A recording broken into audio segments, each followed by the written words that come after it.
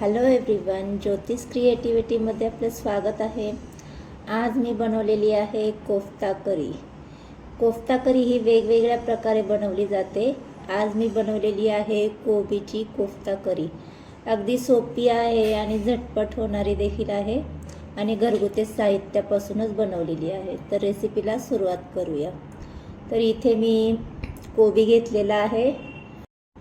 सगळ्यात अगोदर हा कोबी मी धुवून घेतलेला आहे आणि याचे मोठे मोठे असे 4 ते 5 भाग करून घेणार आहे। आता हा कोबी आपल्याला किसणीने किसून घ्यायचा आहे। तर किसताना यामध्ये भरपूर असं मॉइश्चर तयार होणार आहे।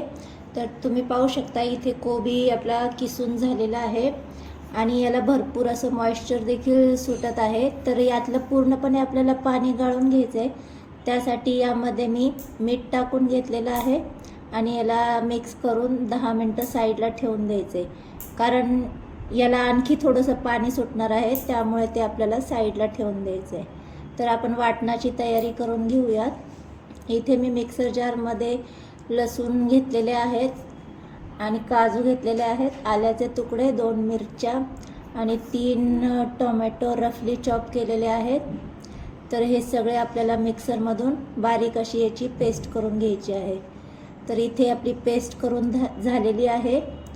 तर आता दुसऱ्या भांड्यामध्ये मी दही घालून घेणार आहे।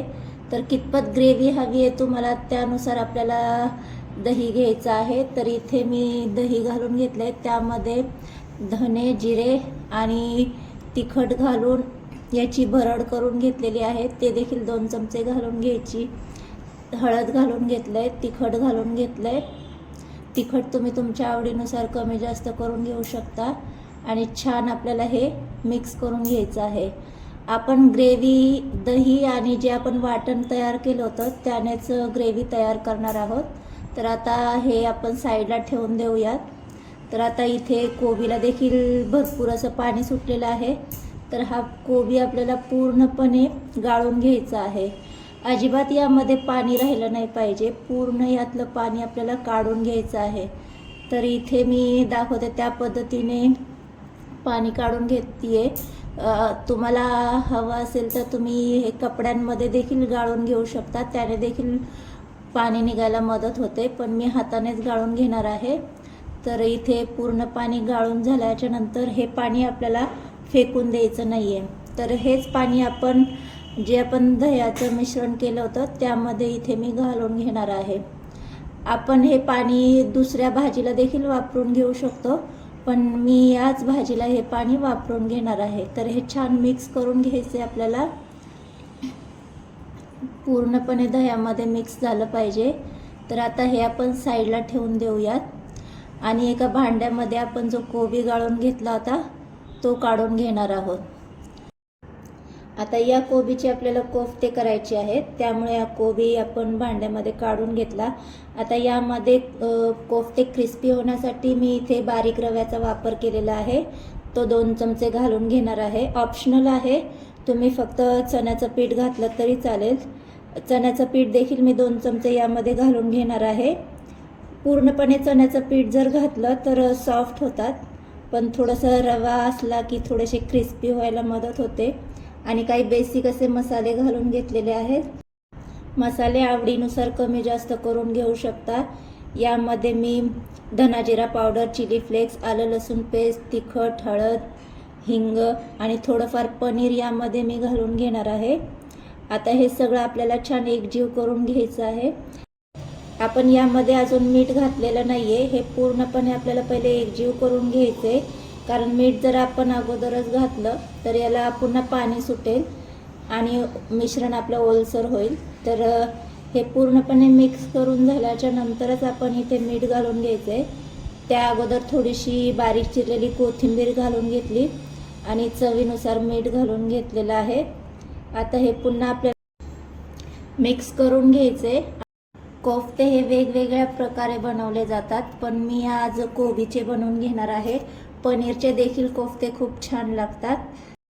आता हे पूर्णपणे आपलं छान एकजीव झालेलं आहे।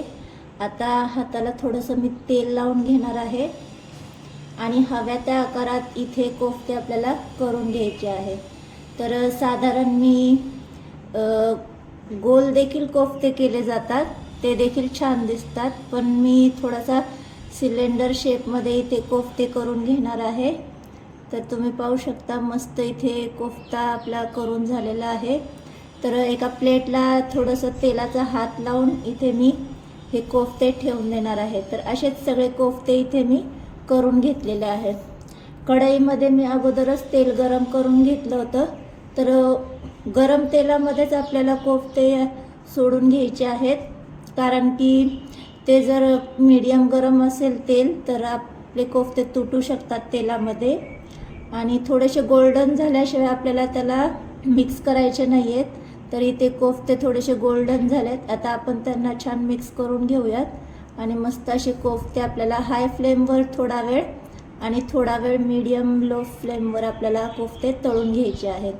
तर इथे कोफ्ते गोल्डन असे छान तळून झालेले आहेत। तर आता हे कोफ्ते आपण काढून घेऊयात। आपण कोफ्ते भाजीमध्ये नंतर सर्व करणार आहोत, त्यामुळे कोफ्ते अगोदर तळून घ्यायचे आणि साईडला ठेवून द्यायचे आहेत। हे थंड होत आहेत, तोपर्यंत आपण भाजीची तयारी करून घेऊयात। तर इथे कढईमध्ये मी तेल घालून घेणार आहे। तर तेल तुम्ही तुमच्या आवडीनुसार कमी जास्त करून घेऊ शकता। ज्या तेलामध्ये आपण कोफ्ते तळले त्याच तेलाचा वापर मी केलेला आहे। तर इथे तेल गरम झाल्याच्या नंतर यामध्ये आपल्याला जिरे घालून घ्यायचे आहेत। जिरे आपल्याला तडतडून घ्यायचे चांगले, आणि त्यामध्ये इथे मी 2 बारीक चिरलेल्या हिरव्या मिरच्या घालून घेतलेल्या आहेत, आणि काजूचे थोडेफार बारीक असे तुकडे करून यामध्ये घालून घेतलेले आहेत। हे सगळं ऑप्शनल आहे, तुम्ही कमी जास्त यामध्ये करून घेऊ शकता। आपल्याला काजू आणि मिरची गोल्डन होईपर्यंत परतून घ्यायची, आणि आता यामध्ये आपण जी टोमॅटोची प्युरी केली होती ती घालून घ्यायची आहे। इथे आपण लसूण आणि टोमॅटो हे सगळं कच्चंच वापरलेलं आहे, त्यामुळे आपल्याला 5 मिनिटं तरी टोमॅटो चांगले परतून घ्यायचे तेलामध्ये। गॅस मी मीडियमच केलेला आहे, छान याला तेल सुटेपर्यंत आपल्याला परतून घ्यायचे। तर इथे पाहू शकता तुम्ही छान असं तेल सुटलेलं आहे। तर आता आपण जी दह्याचं बॅटर केलं होतं ते यामध्ये घालून घ्यायचे आपल्याला। आता देखील गॅस मीडियमच आहे, कारण दही घालणार आहोत आपण। दही हाय फ्लेमवर जर आपण दही घातलं तर दही आपलं फाटू शकतं, त्यामुळे गॅस मीडियमच ठेवायचा। आणि दही घातल्याच्या नंतर सुद्धा आपल्याला 2 ते 3 मिनिटं छान मिक्स करून घ्यायचे। तर थोडीफार उकळी काढायची आपल्याला। तर इथे थोडंसं ग्रेव्ही थिक वाटतीये, त्यामुळे यामध्ये मी आणखी थोडंसं पाणी घालून घेणार आहे। ग्रेव्ही जर तुम्हाला थिकच हवी असेल तर तुम्ही थिक ठेवू शकता। इथे मी पाणी घालून घेतलेलं आहे। थोडंफार माझ्याकडे पनीर शिल्लक राहिलं होतं, ते देखील यामध्ये मी कुस्करून घालून घेणार आहे, आणि यामध्ये मी 1 चमचाभर टोमॅटो केचप घालून घेणार आहे आणि छान मिक्स करून घ्यायचे। याने काय होईल, आपल्या ग्रेव्हीला छान आंबट गोड अशी टेस्ट येणार आहे। तर केचप आणि पनीर घालून झाल्याच्या नंतर आपल्याला भाजीला छान उकळी काढून घ्यायची आहे, पण त्या अगोदर आपल्याला यामध्ये चवीनुसार मीठ घालून घ्यायचं आहे, कारण आपण मीठ घालून घेतलेलं नाही आहे। मीठ घालून झाल्याच्या नंतर उकळी काढून झाली की त्यामध्ये अर्धा चमचा गरम मसाला घालून घ्यायचा आहे, आणि पुन्हा 1-2 मिनिटं उकळी काढायची आहे भाजीला। तर मस्त इथे आपली ग्रेव्ही तयार झालेली आहे, तुम्ही पाहू शकता। मस्त कलर देखील आलेला आहे आपल्या ग्रेव्हीला। तर तयार आहे आपली ही ग्रेव्ही। थोडीशी यावर बारीक चिरलेली कोथिंबीर घालून घेऊ, आणि आणखी 5 मिनिटं आपल्याला भाजीला उकळी काढून घ्यायची आहे। ही भाजी चपातीसोबत अप्रतिम लागते। तर मस्त गरमागरम अशी आपली कोफ्ता करी इथे तयार झालेली आहे। मी सर्व करून घेणार आहे। तर आजची ही कोफ्ता करीची रेसिपी तुम्हाला कशी वाटली? रेसिपी जर आवडली असेल तर रेसिपीला लाईक आणि चॅनलला सबस्क्राईब करायला विसरू नका, आणि अशाच छान छान रेसिपीसाठी ज्योतिष क्रिएटिव्हिटी चॅनल पाहत राहा। भेटूया पुढच्या भागामध्ये, तोपर्यंत मस्त खा आणि स्वस्त रहा। बाय।